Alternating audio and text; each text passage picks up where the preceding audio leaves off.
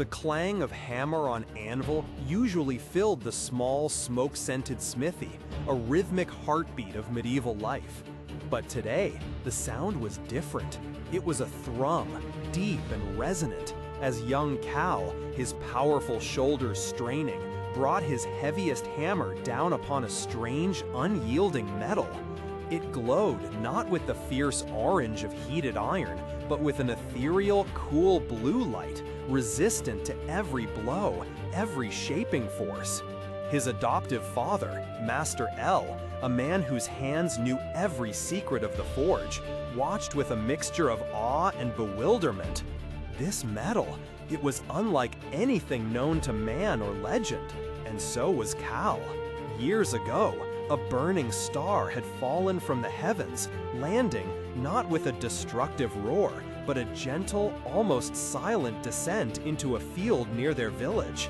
Within the strange, gleaming vessel, Master L and his wife had found a babe, swaddled and miraculously unharmed.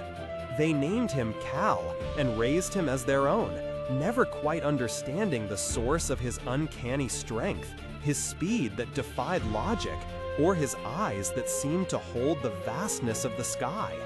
He grew not just into a man, but into a paradox, a simple blacksmith's son with the power of a demigod, grounded in the earth yet touched by the stars. For years, the metal fragment from his fallen star had sat in a corner of the smithy, an intriguing mystery. But as Cal matured, as tales of injustice and suffering under the iron fist of Baron Luthor reached their quiet village, a new purpose stirred within him. He felt an undeniable pull towards this metal, a sense of destiny humming within its unyielding core. Day after day, he toiled, applying every technique, every ounce of his burgeoning strength, his very will to shape it.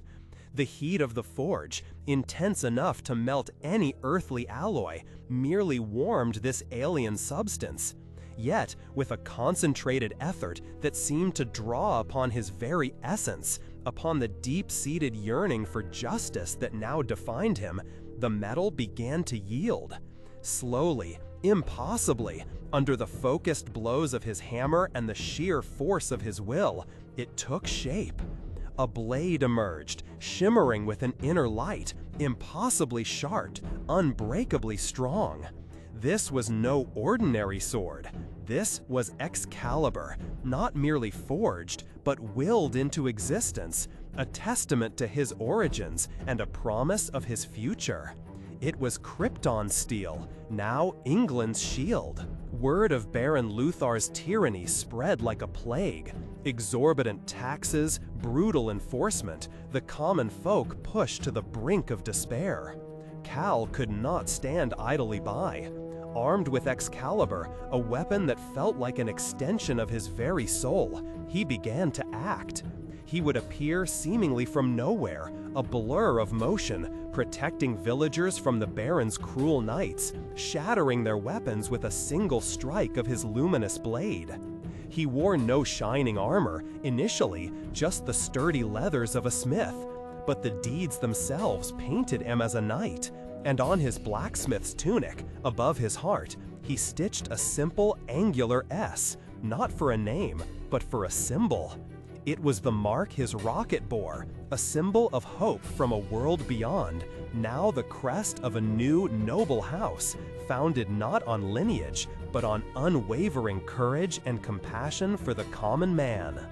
The whispers grew into a roar. A protector had risen. Baron Luthor, a man accustomed to absolute power, scoffed at the tales, but the growing unrest among his populace could not be ignored. He sent his finest knights, then his personal guard, but none could stand against the silent, swift guardian with the impossible sword. The inevitable confrontation came on the plains outside Luthor's stronghold. The Baron, clad in dark, ornate armor, sneered from his warhorse. "You meddle, blacksmith! This land is mine!" Cal, standing firm, Excalibur glinting in the sunlight, replied with quiet resolve, This land belongs to its people, Baron, and they will suffer no more." The battle was swift. Luthar's men, formidable as they were, found their swords shattered, their shields rent. Luthar himself, for all his might and malice, was disarmed with a single precise flick of Excalibur, the blade held an inch from his throat. Cal did not take his life. Instead, with a powerful voice that seemed to echo across the fields, he declared, "Your reign of fear ends today. Serve the people or leave this land forever." Broken and humiliated, Luthar fled, his tyranny shattered by the unwavering will of a man who truly understood power, not over others, but for them. And so, the legend of Cal, the blacksmith's son, became intertwined with the ancient tales of heroes. He was a knight, not of a king's court, but of the common people. Excalibur, born of alien metal and human spirit, became more than a sword. It was a beacon, a promise that even in the darkest times, light can emerge from the most unexpected places. This Elseworld story, Superman Cal, offers us a beautiful blend of mythologies, reminding us that the essence of a hero isn't in their cape or their specific origin, but in their unwavering commitment to justice, their compassion for the vulnerable, and their courage to stand against oppression. It reimagines the Man of Steel, not as an alien god among men, but as a true knight, his S-crest, a symbol of a nobility earned through action, not birthright. It's a tale of destiny forged, not just in a blacksmith's fire, but in the crucible of compassion. This imaginative retelling speaks to the timeless appeal of heroes who champion the weak and fight for a better world. What do you think of this unique fusion of Superman and Arthurian legend? Does it resonate with the core values you see in heroism? Share your thoughts in the comments below. If this journey through medieval Krypton has sparked your imagination, please consider following for more tales of fantastical reimagination. Until next time, keep seeking the stories that inspire you.